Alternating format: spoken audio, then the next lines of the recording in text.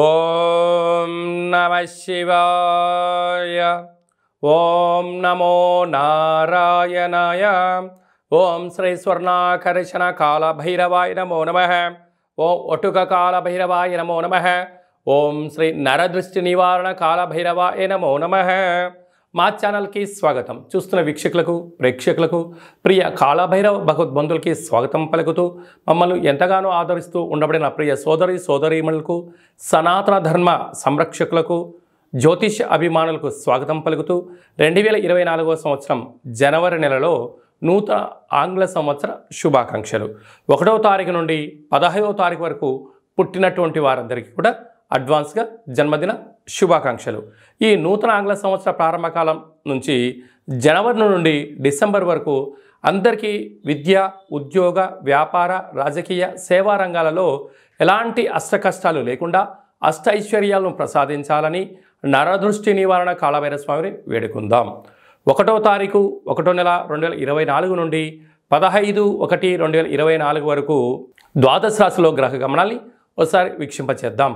మేషరాశిలో రాహు సంచార స్థితి, కన్యరాశిలో కేతు సంచార స్థితి, వృశ్చిక రాశిలో బుధుడు మరియు శుక్ర సంచార స్థితి, ధనుసు రాశిలో రవి మరియు కుజ సంచార స్థితి, కుంభరాశిలో శనైశ్వర స్వామి స్వక్షేత్ర సంచార స్థితి, మీనరాశిలో రాహు సంచార స్థితిలో ద్వాదశ రాశిలో గ్రహ గమనాలు ఈ విధంగా ఉన్నాయి. వృషభ రాశి వారు నూతన ఆంగ్ల సంవత్సర ప్రారంభకాల సమయంలో అమావాస్య రోజు ఎలాంటి విధి విధానాలు పాటించాలో ఈ వీడియోలో సవివరంగా సంపూర్ణంగా తెలుసుకుందాం. మేషరాశిలో ఏ నక్షత్రాలు వస్తాయనగా కృతికా నక్షత్రంలోని 2, 3, 4 పాదాలు, రోహిణి నక్షత్రంలోని 4 పాదాలు, మృగశిర నక్షత్రంలోని 1, 2 పాదములు కలిపితే వృషభ రాశి. చాలామందికి పుట్టినటువంటి కాల సమయంలో డేటా ఆఫ్ బర్త్లు లేనటువంటి ఏకైక కారణం చేత పేరు యొక్క మొదటి అక్షరాన్ని అనుసరిస్తూ ఆ రాశిని తెలుసుకునే ప్రయత్నం తెలుసుకుందాం.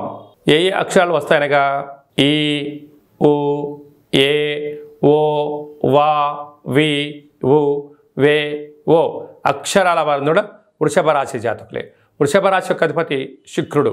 వీరికి పంచమ స్థానంలో కేతు సంచార స్థితి ఉండడం వలన తల్లిదండ్రులు, గురువుల యొక్క ఆశీస్సులు కలిగినటువంటి వారందరికీ కూడా విద్యలో, ఉద్యోగంలో, వ్యాపార సంస్థల్లో అద్భుతమైన విజయం వీరు సొంతం చేసుకోబోతున్నారు. నూతనంగా వివాహమైన దంపతులకు పుత్ర, పుత్రిక, సంతాన యోగము. గురువుల మాట, తల్లిదండ్రుల మాట, సన్మార్గమైన బాట ఎవరైతే పెంచుకుంటారో రాబోయే కాలమంతను కూడా కష్టాలకు స్వస్తి పలికి ఐశ్వర్యానికి, ఆనందానికి, సుస్థిర పరిపాలనకు స్వాగతం పలుకుతారని చెప్పి గమనించాలి. సప్తమ స్థానంలో బుధ శుక్ర సంచార స్థితి ఉండడం వలన విందులు, వినోదాలు, ఆధ్యాత్మికమైన కార్యక్రమాలు, నూతన వస్త్రాలు, బంగారు ఆభరణాలు, గృహాలు, క్రయ విక్రయాలు యోగదాయకమని చెప్పి గమనించాలి. అష్టమంలోనే రవి, అష్టమంలోనే కుజ సంచార స్థితి ఉండడం వలన కుజదోష ప్రభావం కారణం వలన ఎలాంటి పరిస్థితుల్లోనైనా మీ జన్మ నక్షత్రం రోజున అష్టమి, అమావాస్య తిథుల యందు దూరావాయు జల ప్రయాణం పెట్టుకోవద్దు. అనేక రకాలమైన వాహన ప్రమాదాలు, ఆరోగ్య ప్రమాదాలు పొంచి ఉన్నాయి. తస్మాత్ జాగ్రత్త. అలాగనే రాజ్యస్థానంలో శనైశ్వర స్వామివారి యొక్క సంచార స్థితి ఉండడం వల్ల వృత్తులలో, ఉద్యోగాల్లో, వ్యాపారాల్లో స్వల్పమైన ఆటంకాలు ఉండినను ఓపికగా ఉండండి. ఉద్యోగం మార్చే ప్రయత్నం చేయవద్దు. లాభస్థానంలో రాహు సంచార స్థితి ఉండడం వల్ల మీ ఎదుగుదలను కొందరు ఓర్వలేరు అని చెప్పి గమనించాలి. వ్యయంలో గురు సంచార స్థితి ఉండడం వల్ల ఓపిక, పట్టుదల విజయానికి, స్వాగతానికి నాంది అని చెప్పి గమనించాలి. ఈ వృషభ రాశి జాతకులు ఈ అష్టమి తిథి ఎందున, అమావాస్య తిథి ఎందున ఎలాంటి పూజను ఆచరింపచేయాలంటే కులదేవతల యొక్క స్మరణ, గతించిన వారి యొక్క ఆశీస్సులు, అలాగనే వీలైనంత వరకు గుమ్మడికాయను దానం చేసే ప్రయత్నం చేయండి.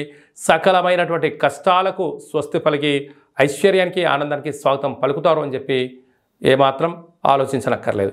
అలాగనే నీటి వ్యాపారాలు, హోటల్ వ్యాపారాలు, గృహ భవన నిర్మాణ కార్యక్రమం ఆచరింపజేసేవారు, సాఫ్ట్వేర్, హార్డ్వేర్ ఉద్యోగస్తులకు చాలా మంచి కాలము అని చెప్పి గమనించాలి.